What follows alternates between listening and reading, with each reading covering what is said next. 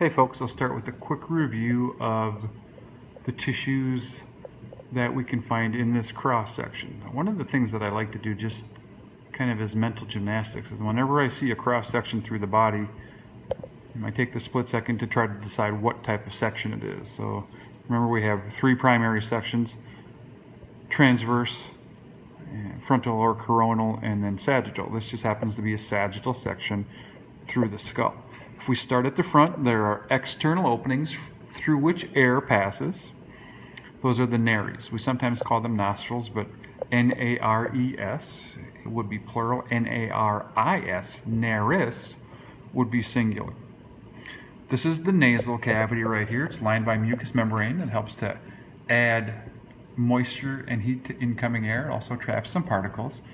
There are little grooves between the upward curls, and the grooves are known as meatises. So each one is a meatus, superior, middle, and inferior. And then there are little curls of bone called conchae or conchae. This is superior, middle, and inferior. And kind of together, those things help to increase the surface area. You actually have more mucous membranes. Moving back a little bit, there would be a structure right here that would go to the inner part of the ear. That's the auditory tube. This would be the nasopharynx, and these would be the pharyngeal tonsils, sometimes called adenoid glands. And if those things get swollen up, they cause all sorts of issues right here. Moving on back down here a little bit, here's the oral cavity. This would be the oropharynx. This is the soft palate, which has a uvula or uvula that hangs down. Associated with the regions down here, there are a couple tonsils you should know. These are the palatine or palatine tonsils. Even though they're sort of on the side of the mouth, they're more associated with the palate. On the back of the tongue, right here, there are lingual tonsils. And you can always translate the word or the prefix lingual or the suffix to meaning tongue.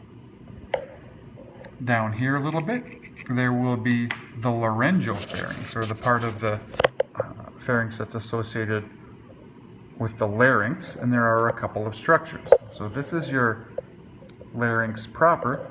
There are a couple of different regions, and this is always kind of creepy.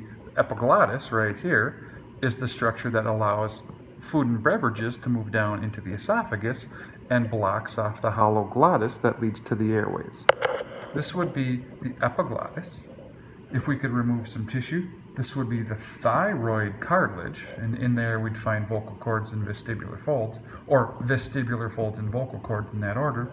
And then down at the bottom, there's the cricoid cartilage that connects everything.